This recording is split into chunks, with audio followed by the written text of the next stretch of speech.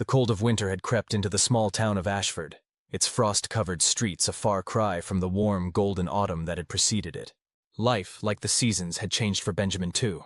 The hurt and confusion that had filled his heart after discovering Sophie's betrayal lingered in the chilly air, though it had dulled over time. Sophie had left, disappearing from his life after that night, but Duke had remained. His loyal golden retriever was always by his side, though something between them had shifted. The bond that Benjamin had once cherished with Duke now felt strained, tainted by the events that had transpired. Duke, as loyal and affectionate as ever, had never faltered. He continued to follow Benjamin wherever he went, his eyes filled with the same unquestioning love. But Benjamin couldn't look at him without feeling the weight of what had happened. The connection they once shared, so effortless and strong, had been fractured. They were together, yet something was undeniably off. One evening, as the winter sun set, casting a pale glow over the frost-covered town, there was a knock at Benjamin's door. He hadn't been expecting anyone, and was surprised to find Sophie standing there when he opened it. She looked different, her face paler, her eyes more tired, but there was a familiar look of sorrow in them. "Ben," she said softly, her breath visible in the cold air. "I need to talk to you." Benjamin hesitated, his heart pounding with a mixture of anger and curiosity. He had thought about this moment many times, imagined what he would say if Sophie ever returned. Yet now that she stood before him, all his rehearsed words seemed to slip away. Against his better judgment, he stepped aside and let her in. The warmth of the house contrasted with the chill outside, and Duke, lying by the fire, lifted his head as Sophie entered. His tail thumped on the floor once, but he didn't move toward her. Benjamin noticed this small gesture, feeling an odd relief that even Duke seemed hesitant in her presence. They sat across from each other in the living room, the crackling of the fire the only sound between them. Sophie's eyes darted toward Duke, then back to Benjamin. "I know I have no right to be here," she began, her voice barely above a whisper, "but I couldn't stay away without trying to explain." Benjamin folded his arms, leaning back into his chair. "Go on," he said, his voice colder than he intended. Sophie took a deep breath, her hands trembling in her lap.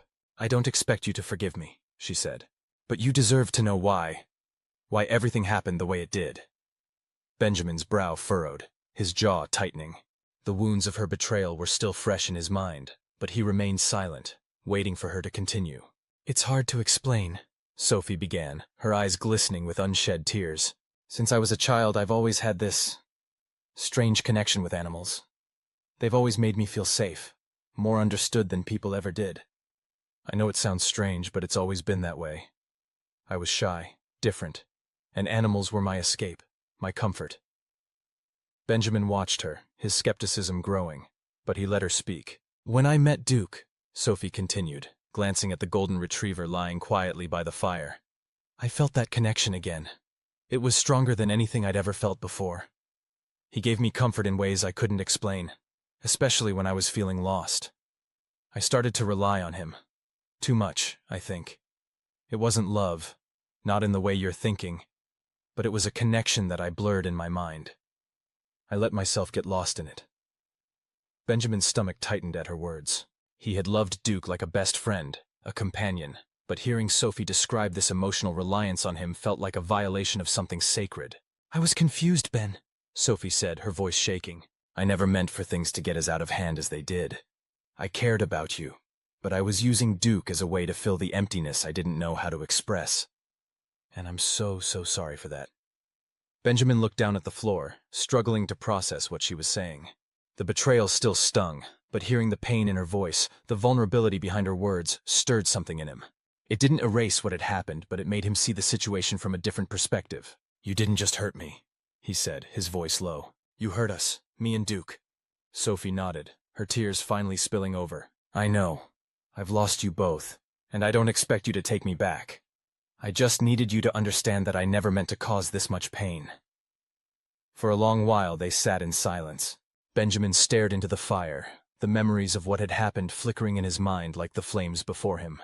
He glanced at Duke, who was now resting his head on his paws, his eyes half closed, but still watching the room.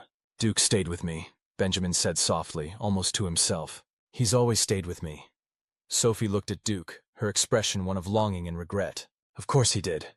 He's always been loyal to you, Ben. You're his world. That's why I left. I knew I didn't belong here anymore." Benjamin felt a lump in his throat. Despite everything, Duke had never left his side. Even when the bond between them had felt strained, even when Benjamin had struggled to trust him the same way, Duke had stayed. Sophie stood up, wiping her eyes. I should go. I've said what I needed to say, and I don't want to cause you any more pain.